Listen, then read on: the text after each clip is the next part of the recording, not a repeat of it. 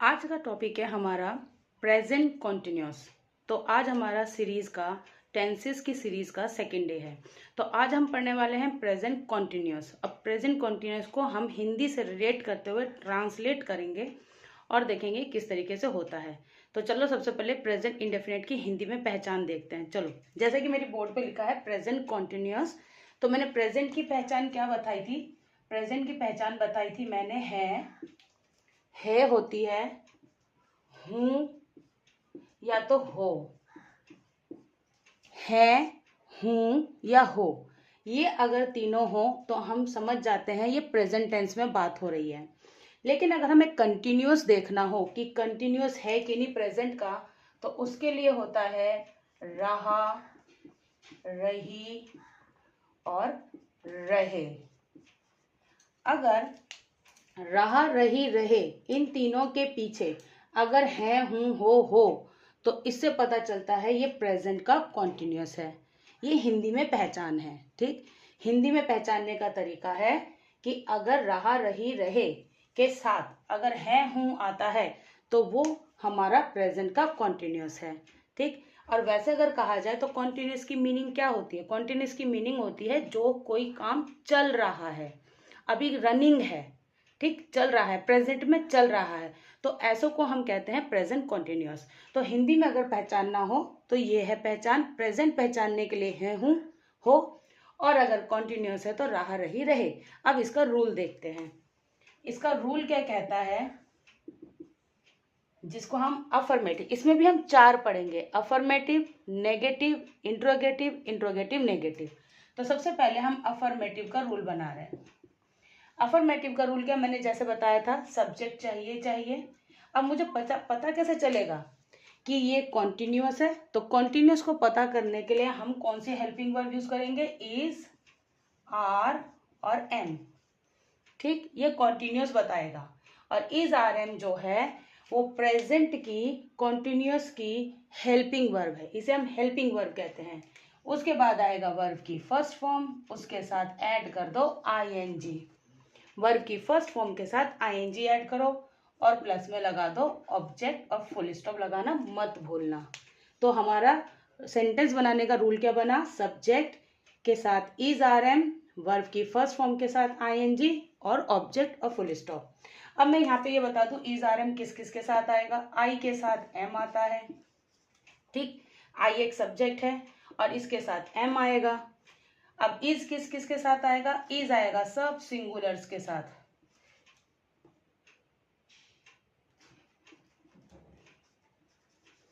सभी सिंगुलरों के साथ इज आता है और प्लूरल के साथ आता है आपका आर। अब सिंगुलर में क्या क्या हो सकते हैं? ही, शी, इट, किसी का नाम, तो वो इज आएगा।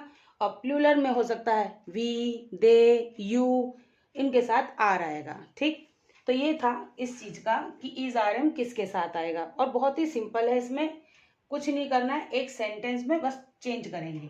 जैसे एग्जाम्पल के लिए मैंने एक सेंटेंस लिया कि वे पार्क में खेल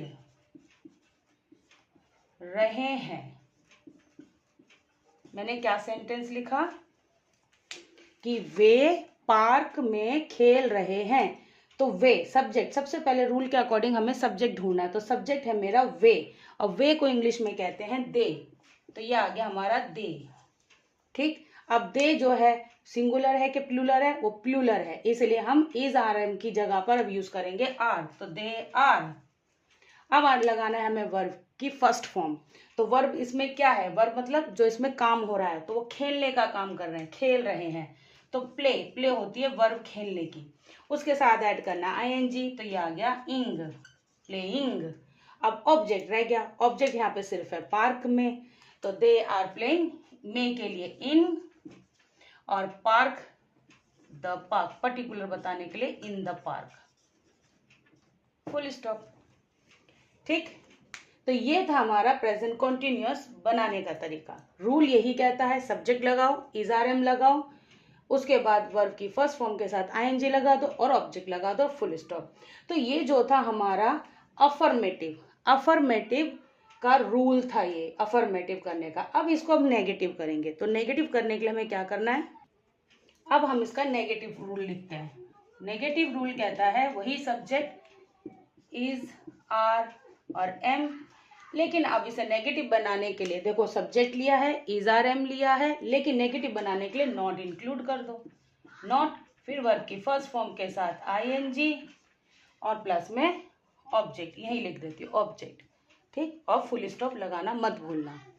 तो ये नेगेटिव हो गया। अब नेगेटिव बनाओ इसको, वे पार्क में खेल नहीं रहे हैं। अब मैंने यहाँ पे लगा दिया नहीं, नेगेटिव बना दिया।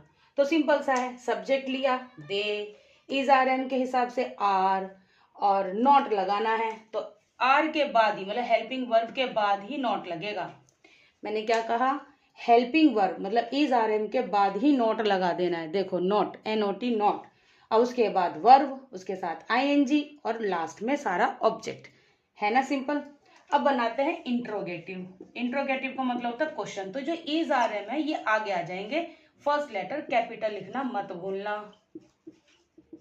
उसके बाद सब्जेक्ट लगा दो पीछे, उसके बाद वर्ब की फर्स्ट फॉर्म ING, फिर ऑब्जेक्ट, और इसमें क्वेश्चन मार्क सबसे ज्यादा इंपॉर्टेंट है। क्वेश्चन मार्क लगाना जरूरी है, तभी पता चलेगा इंट्रोगेटिव है। लेकिन इज आर एम देखने से भी पता चल जाता है, एक सेंटेंस के आगे अगर इज आर एम है तो उससे भी पता चल जाता है कि ये सेंटेंस इंट्रोगेटिव है। लेकिन क्वेश्चन मार्क पंक्चुएशन के हिसाब से लगाना बहुत जरूरी है। तो अब इसमें क्या है, अब इसमें जो एग्जाम्पल है कि वे पार्क में खेल नहीं रहे थे, तो मैं नहीं को हटाती हूँ और यहाँ पर मैंने सिर्फ लगा दिया क्या। क्या भी लगा सकती है, और इस साइन के बदले मैंने क्वेश्चन मार्क लगा दिया। बन गया ना ये क्वेश्चन वाला, क्या वे पार्क में खेल रहे हैं, ऐसा क्वेश्चन बनाया। तो अब मुझे क्या करना है, सबसे पहले हेल्पिंग वर्ब लगानी है। इज लगाऊं, आर लगाऊं कि एम लगाऊं, तो यहाँ पे था वे जो है हमारा सब्जेक्ट है दे, और ये प्लूरल है इसलिए इसको स्मॉल लेटर करा, और इज आर एम के हिसाब से यहाँ पे हमने आर लिख दिया। Are they playing in the park with question mark. तो ये हो गया इंट्रोगेटिव, मतलब हेल्पिंग वर्ब को आगे कर दिया, रूल एज इट इज ही है। अब बनाते हैं interrogative negative. Same rule, same, is are am, is are am plus subject, लेकिन अब सब्जेक्ट के बाद ही नॉट लगा दो, और वर्ब की फर्स्ट फॉर्म के साथ ING ऐड करो, फिर ऑब्जेक्ट, और लास्ट में क्या लगाना मत भूलना, क्वेश्चन मार्क। क्वेश्चन मार्क लगाना मत भूलना। अब इसी में ही हम क्या करेंगे, यहाँ पे मैंने नहीं लिख दिया, तो हमारा हिंदी में सेंटेंस क्या बन रहा है, क्या वे पार्क में खेल नहीं रहे हैं। और देखो हिंदी में देखो रहा, रही, रहे के साथ है हूं आ रहा था, इसीलिए मैंने इसे प्रेजेंट कॉन्टिन्यूअस में चेंज कर रही हूँ। तो अब इसमें आता है कि हमने इज आर एम लगा लिया था, सब्जेक्ट भी लगा लिया, अब नॉट इंक्लूड करना है, तो मैंने नॉट लिख दिया, नॉट। तो are they not playing in the park, हो गया सिंपल एकदम। तो ये थे हमारे प्रेजेंट कॉन्टिन्यूअस के सारे रूल।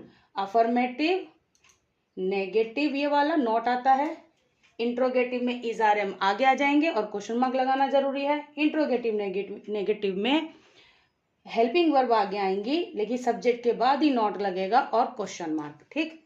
तो हमें सिर्फ मेन एक ही रूल याद करना है, ये वाला अफर्मेटिव का, फिर नॉट मिडिल में डालना है, इज आर एम आगे ले जाना है, फिर बीच में डाल देना एक नॉट। तो ये वाले में आप अफर्मेटिव अच्छे से याद करना, और सेंटेंस देखना, रहा, रही, रहे और है, हूं, हो, तभी इसको प्रेजेंट कॉन्टिन्यूअस में चेंज करना है, ठीक है। तो ये था हमारा प्रेजेंट कॉन्टिन्यूअस का ट्रांसलेशन। तो इसकी थोड़ी सी एक्सरसाइज मैं नेक्स्ट वीडियो में दूंगी, आप उसे सॉल्व करके देखना। Thank you.